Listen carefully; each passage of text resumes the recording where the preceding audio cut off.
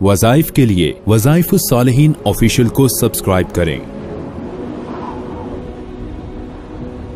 वज़ाइफुस्सालिहीन official. अल्लाह रब्बुल इज़्ज़त ने इस आयत करीमा के अंदर ईमान वालों को खिताब किया है।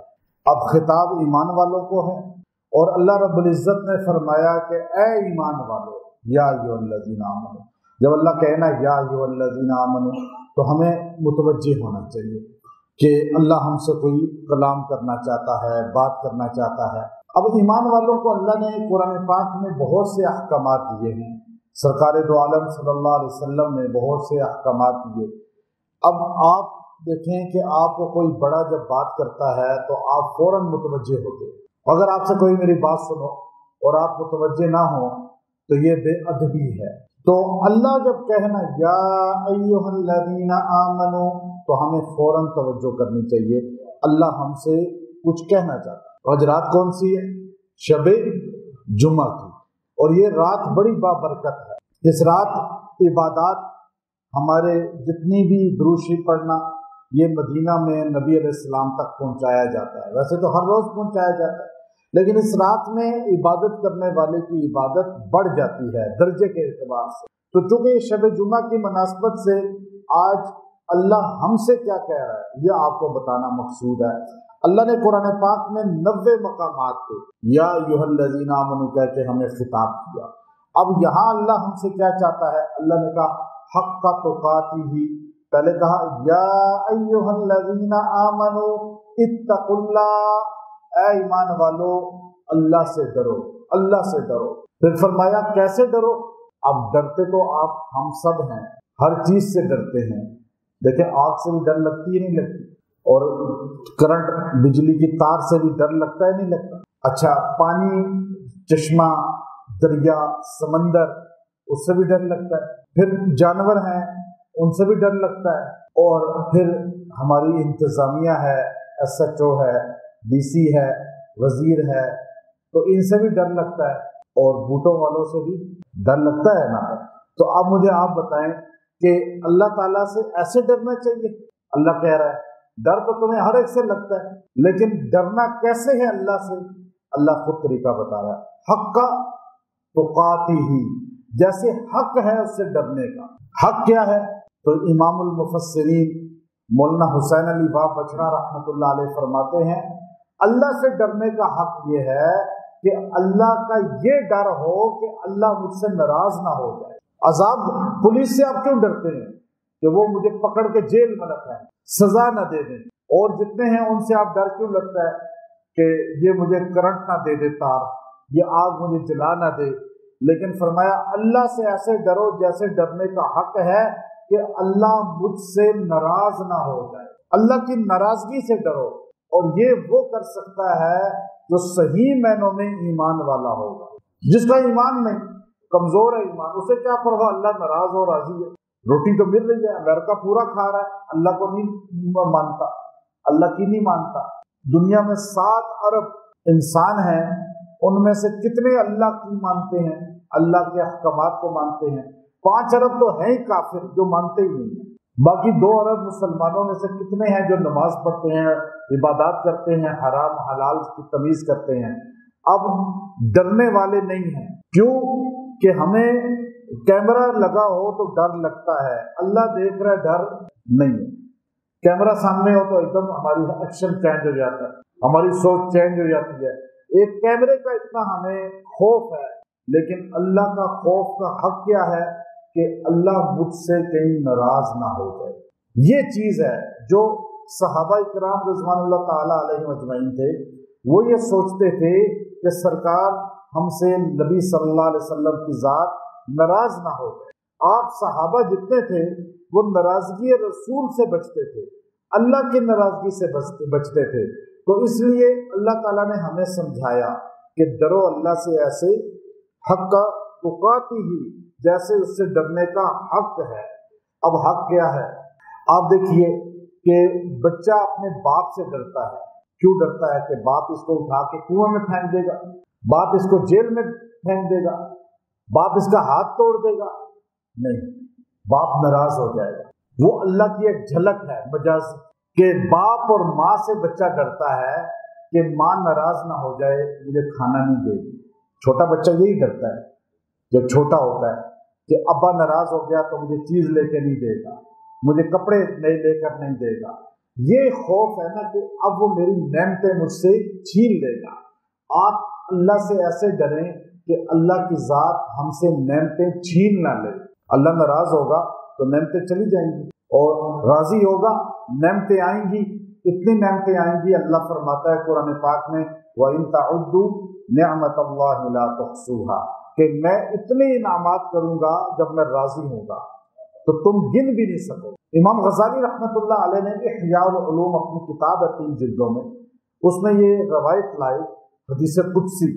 اللہ نے حضرت موسیٰ علیہ السلام پہ وحی کی, اے موسیٰ اپنے بنی اسرائیل والوں کو بتا دو کہ جب یہ گناہ کرتے ہیں تو میرا غضب, میں ناراض ہوتا ہوں تو میرا غضب ان پہ نازل ہوتا ہے, اور جب میرا غضب آتا ہے تو ان پر بیماریاں آتی ہیں, پریشانیاں آتی ہیں, سیلاب آتے ہیں, زلزلے آتے ہیں, اور ان کی معیشت تنگ ہو جاتی ہے, غربت مہنگائی زیادہ ہو جاتی ہے. اور پھر میرا غضب جو برستا ہے تو وہ ان کی 7 پشتوں تک, نسلوں تک چلا جاتا ہے. یہ حکومت ٹھیک کر لے گی, نہیں اگلی ٹھیک کر لے گی, اگلی اور مہنگائی کم کر دے گی, پیٹرول سستا ہو جائے گا.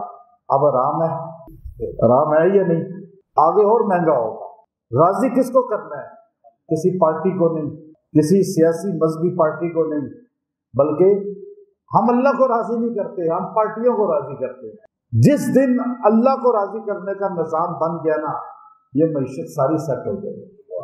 آپ کو پارٹیوں کی ضرورت نہیں ہے, آپ دھوکے کھاتے رہیں گے, چونکہ دجال قیامت تک آنے ہیں. دجال سے پناہ مانگا کریں. یہ سارے دجال ہیں, یہ جو قانون بنانے والے ہیں, یہ نظام چلانے والے ہیں, یہ لوٹ کے کھانے والے ہیں, اس میں سارے ہی ہیں. نیچے چپراسی ریڑھی والے سے لے کر اوپر تک سارے ہیں یا نہیں؟ لوگ مسجدوں میں لوٹ کے کھا جاتے ہیں, پھر جو گمراہ ہے پھر مسجدوں سے جوتے چوری کر لیتے ہیں, نہیں کرتے. جس قوم کی مسجدوں میں جوتے محفوظ نہ ہو اس کی خزانہ محفوظ ہوگا؟ نہیں ہوگا. اگر آپ نے کسی قوم کو دیکھنا ہے نا, میں بڑی عجیب بات ہے, کراچی کے ایک بہت اللہ والے آئے 1997-98 کی بات ہے, اب تو اللہ کے پاس ہی پہنچ گئے, شہادت کا مقام پا گئے. تو انہوں نے کھسا پہنا ہوا تھا, بہت قیمتی قسم کا لباس بھی بڑا قیمتی تھا ان کا, بڑے ذوق والے تھے وہ.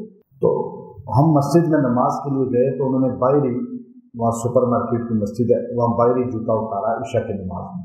تو میں نے کہا یہ جوتا اندر لے جاتے ہیں, کہا نہیں ادھر ہی رہنے دیں, یہ چوری نہیں ہوگا. میں نے کہا جی آپ کیسے کہہ سکتے ہیں, یہاں چوریاں بہت ہوتی ہیں. تو آپ نے کہا آپ چھوڑ دیں, انشاءاللہ یہ چوری نہیں ہوگا, میں آپ کو بڑے دعوے سے کہہ رہا ہوں. اندر چلے گئے, نماز پڑھی, اس کے بعد جو وقت لگتا ہے وطر سنت میں, باہر آئے, جوتا وہی رکھا ہوا. تو میں نے تو اندر جا کے ایک جوتا ادھر رکھا اور دوسرا ادھر رکھا اپنا جوتا. یہی ہوتا ہے نا طریقہ. انہوں نے اپنے جوتے باہر ہی اتار کے اندر چلے گئے. میں واپسی پہ آیا, میں نے کہا حضرت یہ آپ نے عجیب کام کیا, یہاں تو سے تو روز چوریاں ہوتی ہیں, میں تو جوتا ایک ادھر رکھتا ہوں دوسرا ادھر رکھتا ہوں, یہ شروع سے روٹین ہے, تو تب بچتے ہیں, ورنہ ایک جگہ جوتا ایک جیسا رکھا ہو تو چھوڑتا کوئی نہیں ہے.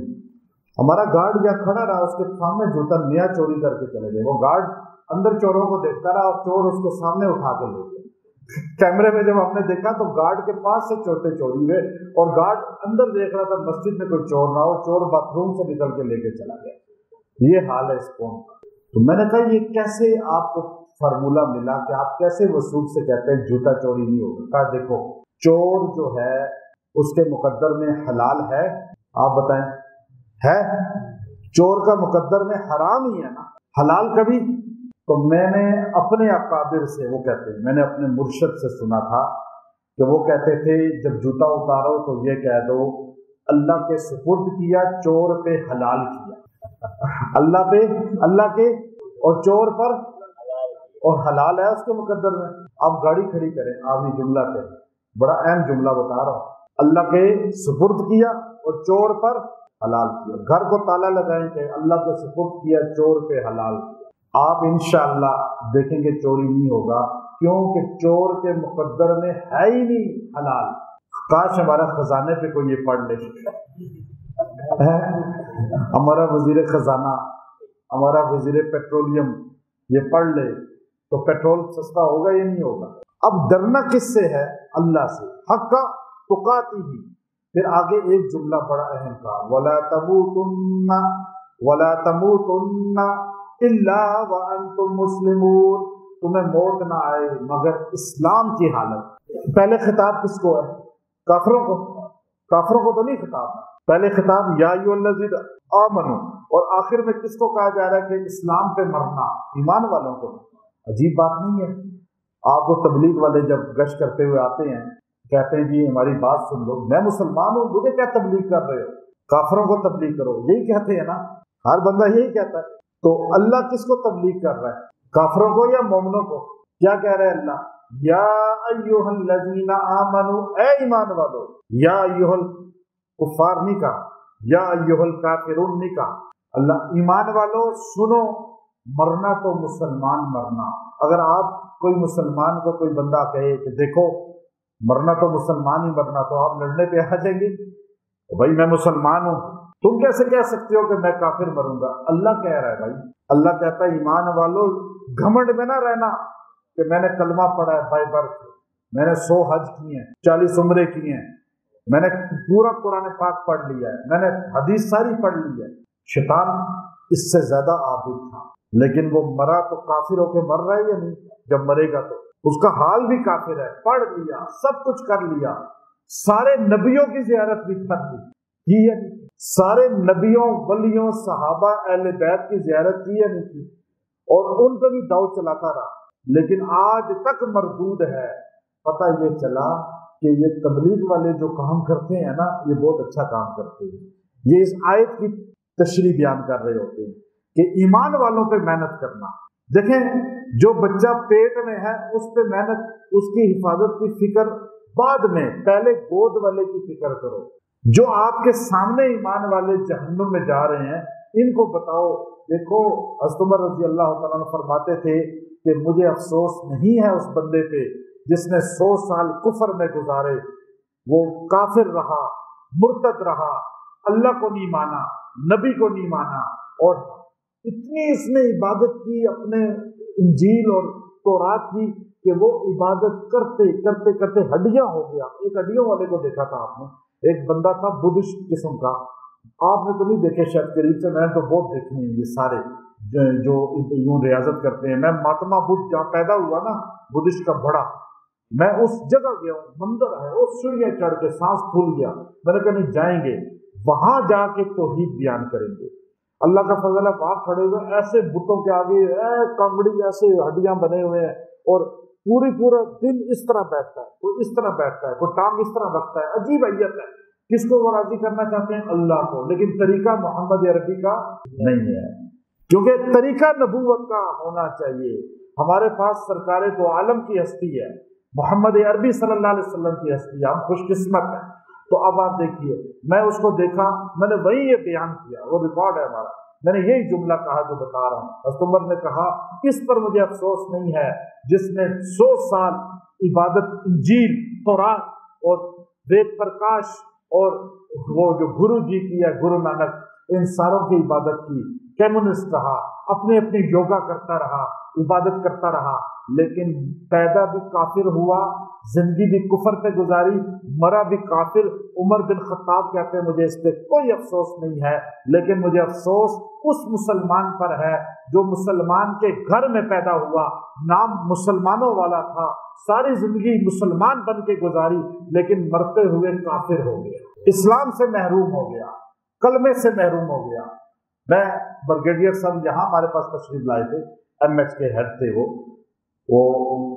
مجھے فرمانے لگے، بہت پرانی بات ہے، کہنے لگے کہ میں ایمرجنسی کا انچارج ہوں اور ڈاکٹر ٹاپ کے ہیں، وہ کہنے لگے میرے پاس 200-250 بندے میرے ہاتھوں میں مرے ہیں، 1-2 نے کلمہ پڑھا ہے، باقی سب ادھر ادھر کی گالیاں دیتے ہوئے مر گئے۔ وَلَا تَمُوتُنَّ إِلَّا وَأَنْتُمْ مُسْلِمُونَ، مرنا تو اسلام پہ مرنا۔ یہ اللہ تبلیغ کر رہا ہے نا، تو یہ کام آپ کا ہے، ہر مسلمان کا ہے۔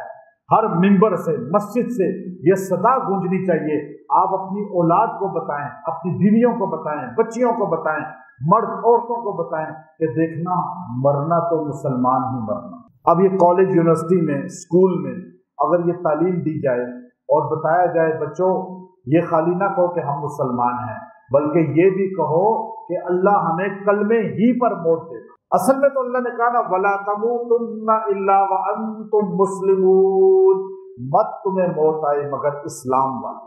وہ کیسی آئے گی؟ آپ نے فرمایا نبی صلی اللہ علیہ وسلم نے کہ تم جیسی زندگی گزارو گے تموتون کما تحیون، حدیث وتبعثون کما تموتون، اتنا فارمولہ بہترین بتایا سرکار دو عالم صلی اللہ علیہ وسلم نے۔ آپ چاہتے ہیں کلمے پر موت آنا؟ چاہتے ہی نہیں چاہتے؟ اسلام پہ چاہتے ہیں نا؟ میں بھی چاہتا ہوں انشاءاللہ کلمے پر موت آئے گی، ایمان پر آئے گی ہماری، لیکن فارمولہ ہمیں ہمارے آقا نے سے وہ سرکار دو عالم صلی اللہ علیہ وسلم کا 2 جملوں کا فارمولہ، تموتون تمہیں موت آئے گی، کما تحیون جیسے تمہاری زندگی گزرے اسی انداز میں موت آئے گی۔ کنڈکٹر ہو، نماز نہیں پڑھتے، لاری اڈے پہ آوازیں لگاتے ہو تو مرتے وقت آوازیں ہی لگاتے رہو، گانے سن رہے ہو ساری زندگی گانوں پہ، ڈانسوں پہ، نائٹ کلبوں پہ، ڈسکو پہ گزار دی مرد عورتوں نے، تو نماز نہیں پڑھی، قرآن زبان پہ ذکر نہیں، کوئی تسبیح نہیں، تو مرے گا گانا گاتے ہوئے۔